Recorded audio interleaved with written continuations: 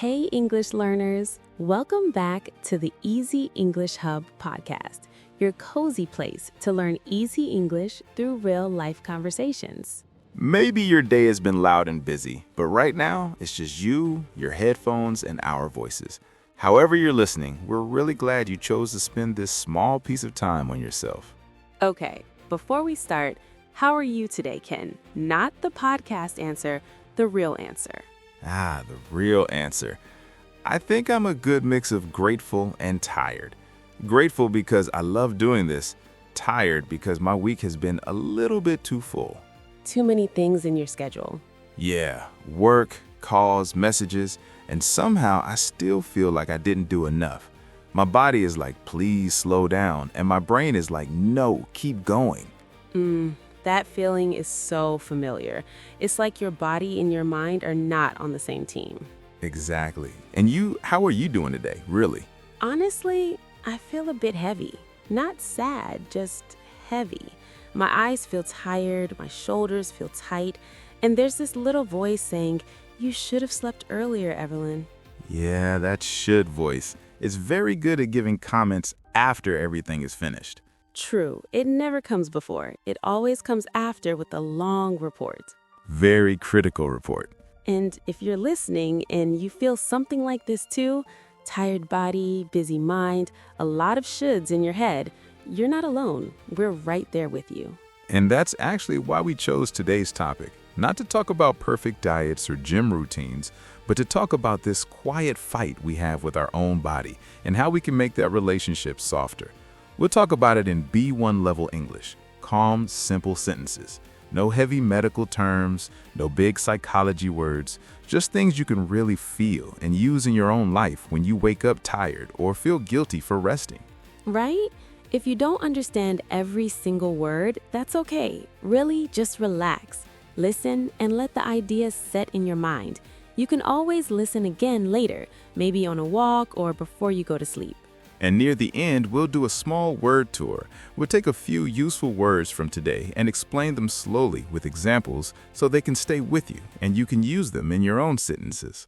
And if you enjoy learning English like this, calm, real, a little bit personal, don't forget to like this episode and subscribe to the Easy English Hub podcast. It really helps more learners find us and feel less alone with their tired minds and tired bodies. And later, we'd love to hear from you in the comments. When you feel really, really tired in life, what do you usually do first? Keep pushing, lie down, scroll on your phone, or try to ignore it? And what is one small, kind thing you wish you could do for your body? All right, take a deep breath, let your shoulders drop just a little, and let's jump in. Evelyn, you said something before we started recording that really stayed in my mind. What did I say? I say many strange things. Yeah, that's true. But this one, you said, I don't feel ugly, I just feel tired. Can you tell that story slowly? I think a lot of people will feel it. Okay, a few months ago, I had one of those mornings. You know the type. I slept late again, my phone and I had a very long and very unnecessary relationship until 2 a.m. The toxic relationship, right? Yeah. So I woke up already late, already annoyed at myself. I went to the mirror, ready to attack myself. Ready for what? Ready to attack myself. You look bad. You look so tired.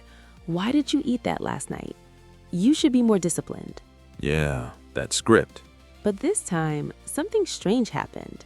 I looked at my face and didn't feel ugly. I just felt tired, deep tired. Not, I need coffee tired, more like my whole life is heavy tired.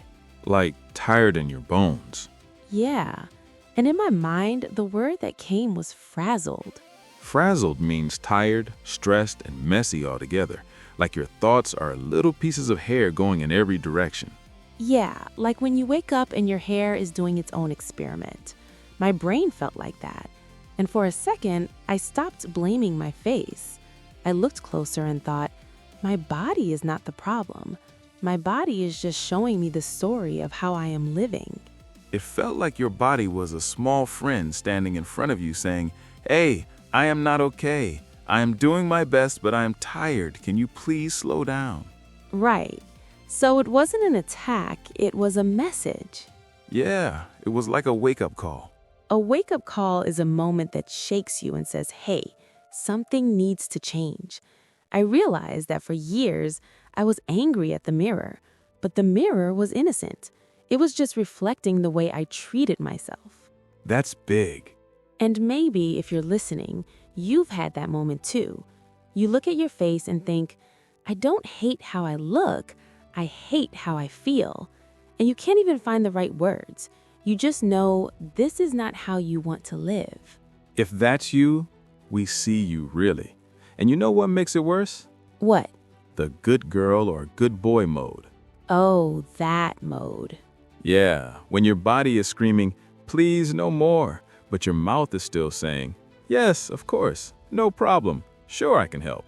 Sure, I can finish that. Sure, I can join that meeting. Sure, I can come to that dinner. And inside, your body is like a tired employee going, excuse me, boss, can we sit down? And the brain answers, no, we have standards. We do not sit, we only excel.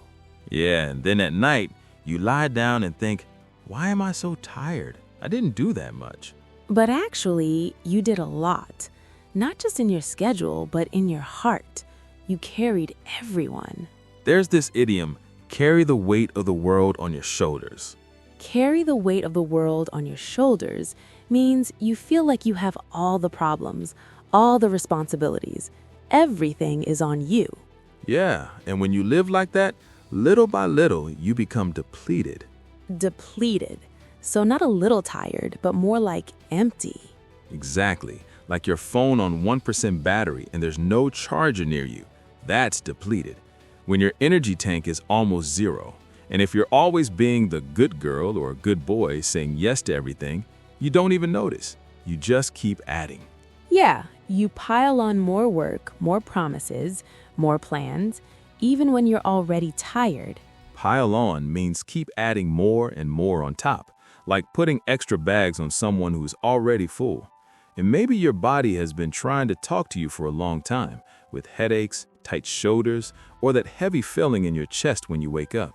But we push it aside. Push it aside means ignore it. We say, not now, I'm busy.